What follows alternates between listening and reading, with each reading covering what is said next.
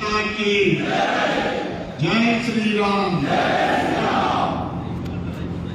ఈనాటి జిల్లా కార్యవర్గ సమావేశానికి అధ్యక్షత వహిస్తున్న జిల్లా అధ్యక్షులు దినేష్ పటేల్ కులాచారి గారికి,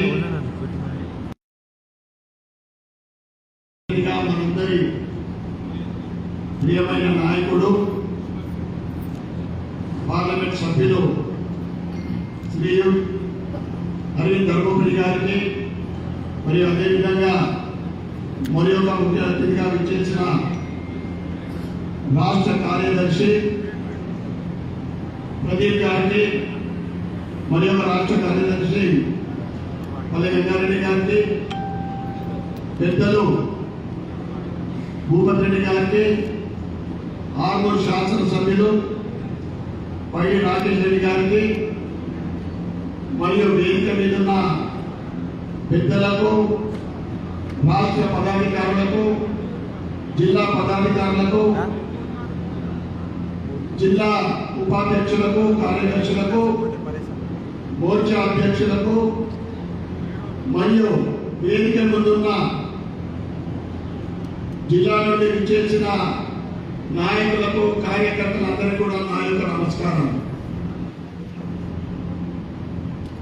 అసెంబ్లీ ఎన్నికలు మరియు పార్లమెంట్ ఎన్నికల తర్వాత మొట్టమొదటి జిల్లా సమావేశానికి విచ్చేసిన అందరికీ కూడా మరి ఒకసారి స్వాగతం పలుకుతా ఉన్నాను.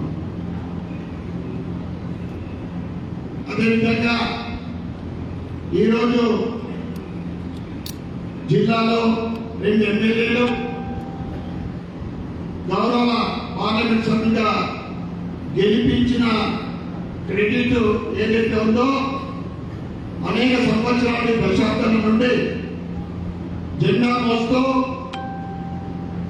దేశం ధర్మం కోసం, కాషాయ కోసం పనిచేస్తున్న కార్యకర్తలకే ఆ క్రెడిట్ దక్కుతుందని సభాముఖంగా తెలియజేస్తా ఉంటాను. ఎందుకంటే పార్లమెంట్ ఒకప్పుడు 2 స్థానాలు,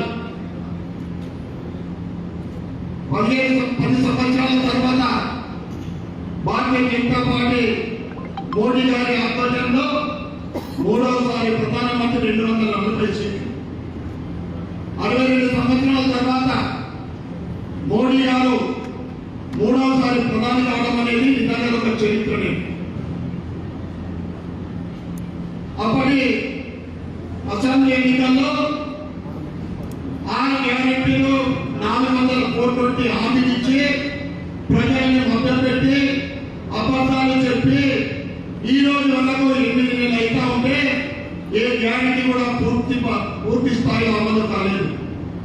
ప్రజలు నమ్మిన తర్వాత బాధ్యత పడ్డారు, తప్పు జరిగిందని.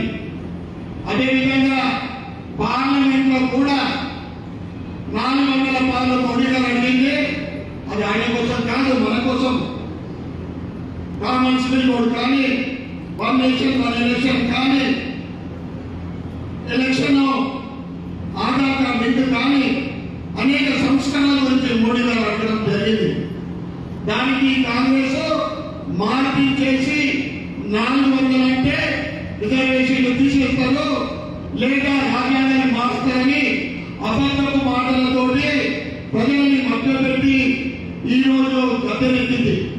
ఇక్కడ తెలంగాణలో అక్కడ 99 స్థానాలే 572లో 10 సంవత్సరాల తర్వాత ప్రతిపక్ష హోదా లేని కాంగ్రెస్ కేవలం 100 కూడా రీచ్ కాలేదు. మొన్న పార్లమెంట్ లో హిందువుల మీద ఎంత అక్కసు ఉందో కాంగ్రెస్ కు అది పూర్తిగా ప్రజలందరికీ తెలిసిపోయింది. హిందువులంటే వాటి గింటలు, హిందువులంటే ఉగ్రవాదులు, హిందువులంటే అసత్యం మాట్లాడే వాళ్ళు, హిందువులంటే వారిని మొత్తం కూడా కాంగ్రెస్ కు గింటలు. అందుకోసమే ప్రజలు ఈరోజు తెలంగాణలో ప్రజలందరూ కూడా చూస్తా ఉన్నారు భారతీయ జనతా పార్టీ వైపు. ఒకప్పుడు మామూలు స్థాయి నుండి ఈరోజు 35% భారతీయ జనతా పార్టీ పర్సెంటేజ్ అంటే గెలవడం జరిగింది. ఇక ఇప్పుడున్నదంతా కూడా స్థానిక సంస్థల ఎన్నికల్లో, సర్పంచ్ ఎన్నికలు, ఎంపీటీసీ ఎన్నికలు, సొసైటీ ఎన్నికలు, కానీ ఆ తర్వాత మున్సిపల్ కార్పొరేషన్ ఎన్నికలు. దయచేసి కార్యకర్తలందరూ కూడా కోరుతా ఉన్నాం. అనేక సంవత్సరాల నుండి కష్టపడ్డాం. మనం ఇంకొక అడుగు వేస్తే ఒక్క అడుగు వేయాలి. దయచేసి అందరం కూడా కలిసికట్టుగా, యూనిటీగా, ఎటువంటి మనస్పర్ధ లేకుండా ఏదున్నా కానీ పక్కన పెట్టేసి స్థానిక సంస్థలని స్థానిక ప్రతి దగ్గర కూడా కాషాయం జెండా ఎగరాలని మీ అందరూ కూడా నేను కోరుతా ఉన్నాను. ఎందుకంటే మీ అందరి ఆశీర్వాదంతో నిజామాబాద్ అర్థం విషయానికి వస్తే నేను ఎమ్మెల్యేగా గెలిపించిన ఘనత కార్యకర్తలకే దక్కుతుంది. నేను కలవానికి ఎప్పుడు కూడా నమస్కరిస్తా వారందరికీ కూడా. కానీ నేను ఎమ్మెల్యేగా కానీ ఎంపీగా అమెరికా కానీ మీరందరూ ఆశీర్వాదం గెలిపించారు. ఇక్కడ కార్పొరేషన్ ఎన్నికలు మనం కైవసం చేసుకుంటేనే అప్పుడు నిజమైన భారతీయ జనతా పార్టీ పరిపాలన ఏంటిదో మనం ప్రజల వరకు తీసుకెళ్లే అవకాశం ఉంటుంది. కనుక ఏదైతే స్థానిక ఎన్నికల్లో మనం అందరం కూడా బూత్ స్థాయి నుండి కూడా పటిష్టంగా కష్టపడి పనిచేద్దాం. ఇంకొక 2 అడుగులు వేసి ప్రతి దగ్గర కాషాయం జెండా ఎగరేసిన తర్వాత భారతీయ జనతా పార్టీ పరిపాలన ఏంటిదో మనము ప్రజలకు తీసుకెళ్లే అవకాశం ఉంటుంది. 2028లో తెలంగాణలో భారతీయ జనతా పార్టీ కాషాయం జెండా గోల్కొండ మీద ఎగరేసే అవకాశం ఉందని మీ అందరూ కూడా నేను తెలియజేస్తా ఉన్నాను.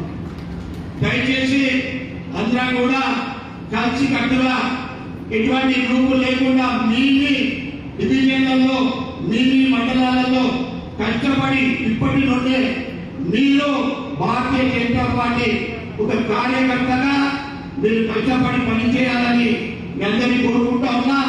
తప్పకుండా స్థానిక సంస్థలన్నీ కూడా మనం గెలిచి నిజమైన పరిపాలన మరియు 2028లో తెలంగాణలో భారతీయ జనతా పార్టీ ప్రభుత్వం రావడానికి సునాయాసమైన మార్గం ఏర్పడుతుందని మీ అందరూ కూడా తెలియజేస్తూ నాకు ఈ అవకాశం ఇచ్చిన జిల్లా పార్టీకి ధన్యవాదాలు చెప్పుకుంటూ భారత్ మాతాకి